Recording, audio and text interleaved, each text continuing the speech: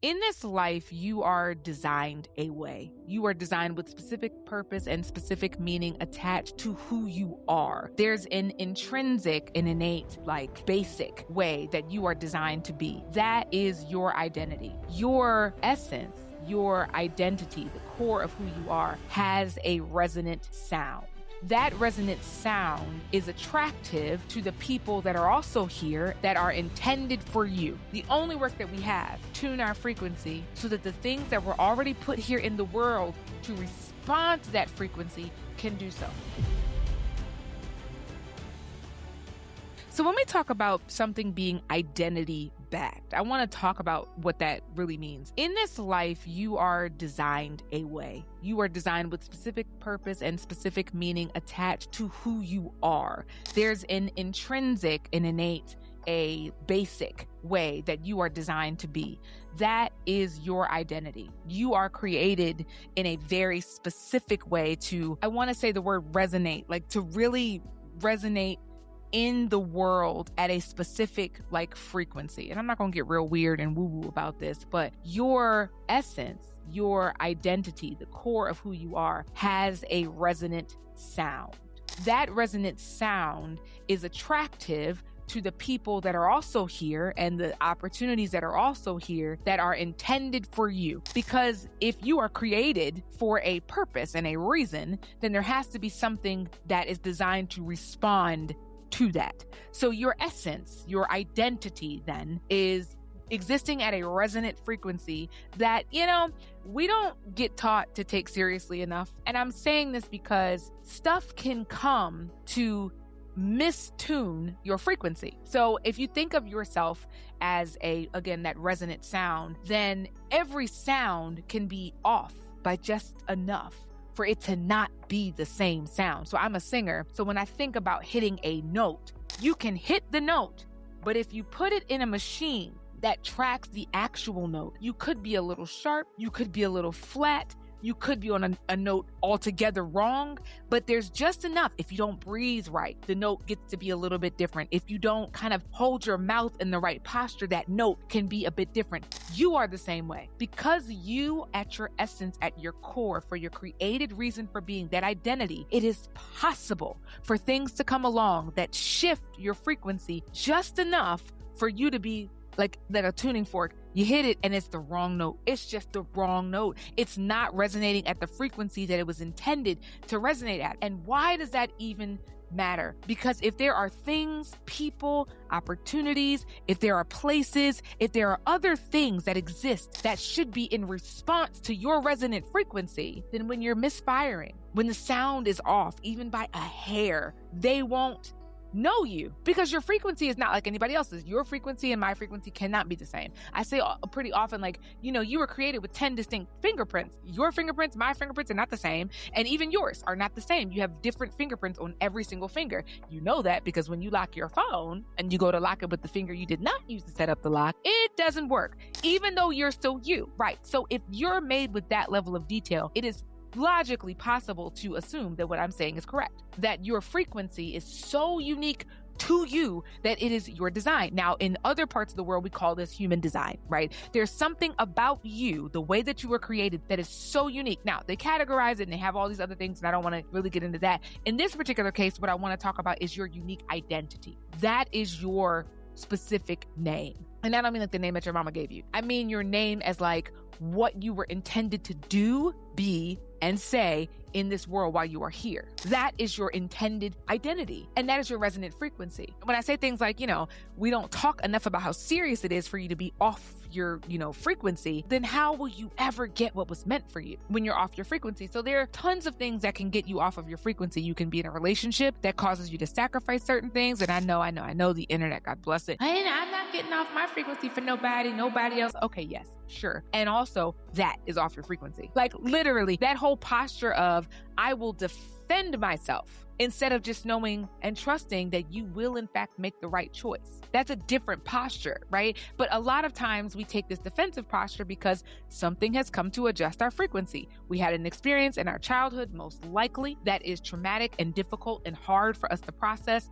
And we are not given enough tools and resources as we are aging to be able to process these things. And so we hold them and we do the best we can with them, but that's adjusting our frequency. And so then our work in this world, the only work that we have is to continuously tune our frequency so that we're operating at the optimum level, so that the things that were already put here in the world to respond to that frequency can do so. So why does any of this matter? Your identity is central to your opportunity. Your identity is central to your identity. Your resonant frequency is central to your identity. Your identity is your reason and your way of showing up in the world. It is the most important thing that you have about you because it is connected to your created reason for being. When we think about you operating inside of your identity and operating at your resonant frequency, the thing that becomes most important is the amount of time that you spend on this. So in a lot of ways, there's really like one place that I want to point out that you really got to be able to operate inside of your resonant frequency, because otherwise it disproportionately affects everything else. I say all the time, you spend 80% of your life on, in, or recovering from work, either getting ready for it,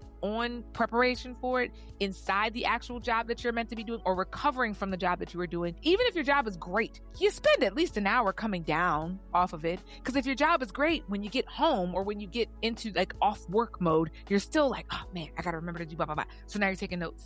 Oh man, I gotta do blah, blah, blah. So maybe you spend even more time on it if you love your job, you know what I mean? So it's very possible for you to spend 80% of your life off your frequency. Because if the job is stressful, now you're spending 80% of your time inside of a stressful situation. Stress is in fact the first thing, the one primary thing that is going to take you off of your frequency. Now we all have stress. We grown-ups, like, you have stress. Things are happening. The world is changing. The world is not changing. You know what I mean? Like there's always something that's kind of happening that creates and causes stress, but that stress is costing you your frequency tuning. So then what do you do with the stress? You've got to find a way to be in control of your response, not in control of the stress, but in control of the response to said stress.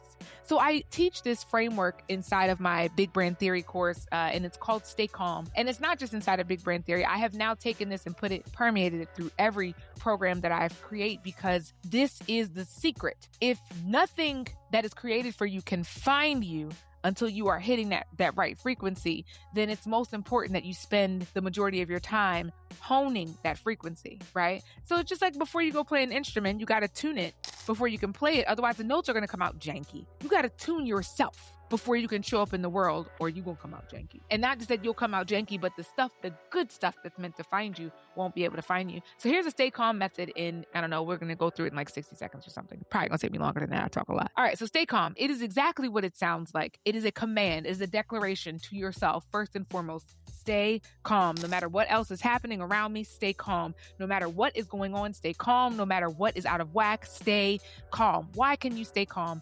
You can stay calm because if you are focused on tuning your frequency internally, you can know that all things are working together for your good. This is a very important thing.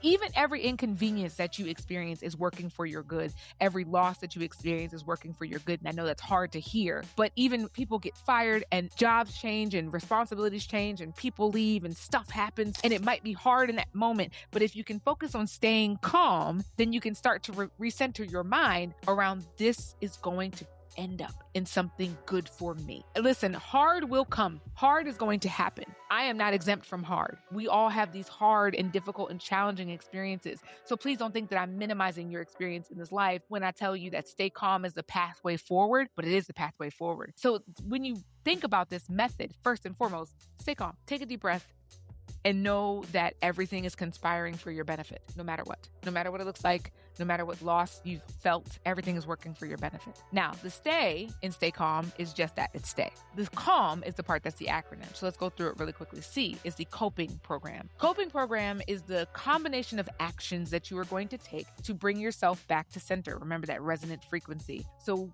coping instead of all the other things that people describe as coping mechanisms. We're talking about a coping program. These are things that when you are in your most elevated and centered state, you decide you will do. That could be a playlist. It could be reading scripture. It could be going for a walk. It could be, hitting your heavy bag. It could be spending time out in nature. It could be any of those things. You make a list of like 2 or 3 things, not a ton, 2 or 3 things that you will do when you feel yourself out of sync with your resonant frequency, right? With that identity that we're talking about. So that's it. So C first. A is for affirmation. Affirmation is not telling yourself how smart you are. Please, God, don't minimize your opportunity for affirmation in that way. Affirmation is when you think about your most optimal life, when you envision how your experience could be if everything was working the way you know it could, then that is the version that you are affirming, not the one you have. You are smart. You don't have to tell yourself, I'm smart. But whatever you see that you don't already have, that is how you use affirmation. You speak out the things that you do not have as though they are, and then they will come to be. That is how affirmation works 100% of the time. And we do ourselves a disservice by trying to just restate what already is. That's how you just keep getting more of what you've already got. I'm smart. I am loving. Yes, you can just be smart and loving. Do that. You are. You absolutely are. Wonderful. Now, what aren't you yet? I'm patient. Ooh, are you impatient? Well, then maybe you need to affirm some patience because you can see yourself patient and having energy for people that you don't have energy for right now. So you affirm that. I am a well-known speaker. I'm a world traveler. Like whatever your things are that you can see but don't have, that is what you affirm about you. Speak yourself into your future. That is what affirmation is for. So C, coping program. A, affirmation. The L is for learning. They say you should be a lifelong learner. Yes, you should. And also, fill specific gaps in your life, in your learning. When you see that version of your future that you are thinking about or can see if you are living in your most optimal version of life, what skill or information set or idea do you need to learn more about in order for that to become just a little more true today than it was yesterday? I have a vision to be bilingual before I leave this here earth, okay? So part of my learning for a season was literally just 20 minutes a day in Duolingo. It wasn't big and complicated and whatever, but I was giving myself access to what I could see in my future. And if you don't learn something new that you don't already know that helps to fill that gap, you won't give yourself access to the future that you think you see for yourself. It's not going to happen on its own. You have to speak about it. I say this all the time. Whatever you talk about, think about, pray about, and work toward is what you are going to get in this life. So the L in the stay calm is meant to help you fill that gap. So now we get to the M. Coping program, affirmation, learning, and now we're at the M. The M is your message. Your message is what is most important for you to say out loud in the world today, and say it. Now, this one, I've seen so many people that come through the Big Brand Theory program, they come through the program and they are very much like, well, I sent it to my mother in a text message and that's it. No, because your mama gonna love you no matter what. I sent it to my group chat. Sure, they gonna love you no matter what. And it's not a risk to say that out loud. You're not showing up when you don't say it in a way that allows you to challenge how you're showing up. So here's my challenge to you if you're going to do this process and try and attempt it. This is about giving yourself the opportunity to balance by being yourself no matter what. A lot of the reason why your frequency gets weird is because of acceptance. We have a need to be accepted and loved and all the things that we want to feel with others in this human experiment and experience. And that's great until it starts costing you. Until it starts costing you pieces of your identity in the way of allowing you to be kind of off kilter and off your resonant frequency, which then disconnects you from your identity. It's not worth it. Now, it's easy to say, but we've all done it. We've all done this thing where we compromise a thing because we're trying to stay, connected to a circle, or we don't want to be seen a certain way. We don't want the judgment. We don't want the glare. We don't want the eyes. We don't want the truth, because at the end of the day, we judge us harder than anybody else could. So if we think of ourselves in a way that is not necessarily the most flattering thing, then of course we think somebody else will judge us in that way. Sure. And so we disconnect from our need to say the truth out loud all the time. This stay calm method is intended to reconnect you with that need. Because at the end of the day, you have a need. Whether you want to acknowledge it or not, you have a need to show up in the world and be seen as yourself. Anything less than that disconnects you from your identity. Accepting some version where you are not able to say out loud what is actually true for you is dampening your identity. It's disconnecting you from your frequency, and it's causing you to exist in this off-kiltered state where you can't be yourself. And if you can't be yourself, then your frequency is jacked up. Your frequency is jacked up. Those things that are already here, that are intended for you, they simply can't find you because they're looking for a specific you frequency. The one that's as unique as your fingerprints, the one that is uniquely assigned to you, that is your name. It's looking for you. These things are looking for you. The opportunities, the people, the places, the stuff, they're looking for you, and they can't find you because your frequency it's not operating at stasis. And so until you start to say out loud, message the things that actually matter to you on a daily basis, something's always gonna miss you. Oh, well, Shauna, I don't have to do that, right? Because I've done this a lot. I brought a lot of people through this program, and so I've heard all the objections. You're not about to say nothing right now to yourself that I haven't already heard, I promise you. And you can give yourself all the reasons why what I'm saying doesn't matter, except for part of you knows that I'm absolutely correct. There's a part of you that knows there's stuff that you want to say and there's things that you want to express, but you're too scared to say them because of who you think is going to judge you about them. You're too scared to say them because you don't know what's going to happen once you open that box and start letting that truth out. But the reality is that truth is the only thing that's real about you and for you. It's the only thing that's real about you and for you. And that is why you are here. You are here to speak that truth in your own tone, in your own resonant frequency, in your own unique and special way. That is why you are here. You're not here to pretend. You are not here to be some version, some off-kiltered kind of sort of frequency version of yourself. You are here to be resonant, boom, you all the time, in a way that the things that are attached to you can find you in that same frequency because they're already pre-assigned to you. This human experiment, and I'm going to close with this, but this human experiment is meant to be done together. It's meant to be done in community. We're meant to be connected in the way that we are. Our humanity is what connects us. That means you have something that I need, just like I have something you need. So imagine you keep to yourself that thing that somebody else needs. You're affecting the human picture now. I mean, you could do that. A little selfish. You know, we need to hear from you. You know what I'm saying?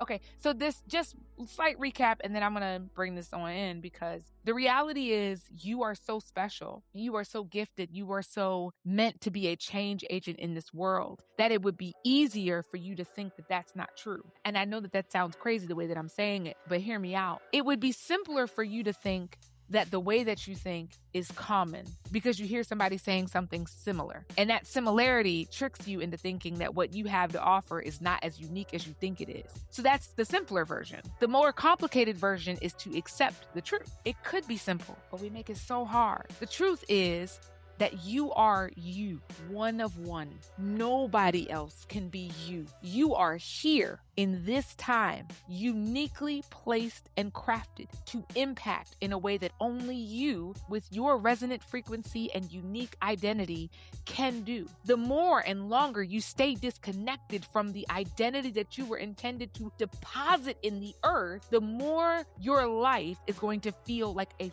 fragment, like a piece, like a section of a picture and not a whole picture. And I'm using that language. I hope it's resonating with you to make you understand like what I'm trying to communicate. For a lot of you, you know something is missing. You just don't know what it is. What's missing is that your frequency is not tuned. And until you get yourself in that posture to have that tuned frequency, something is always going to feel out of whack. Something's always going to feel like it's missing. Hey, thanks for tuning in to the Uncultured Show. I have been your host, Shauna Henson, lifestyle design coach, goal strategist, and corporate culture consultant.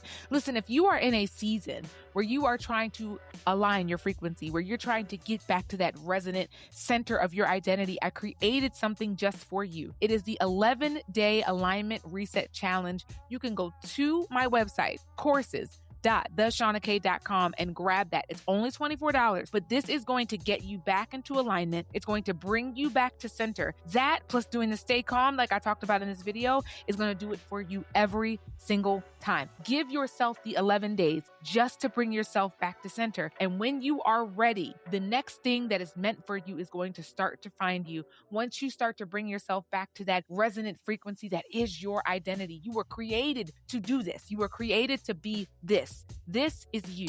You are created for big, bold, amazing, and beautiful things. And I cannot wait to see and hear about what you find after you do this reset challenge.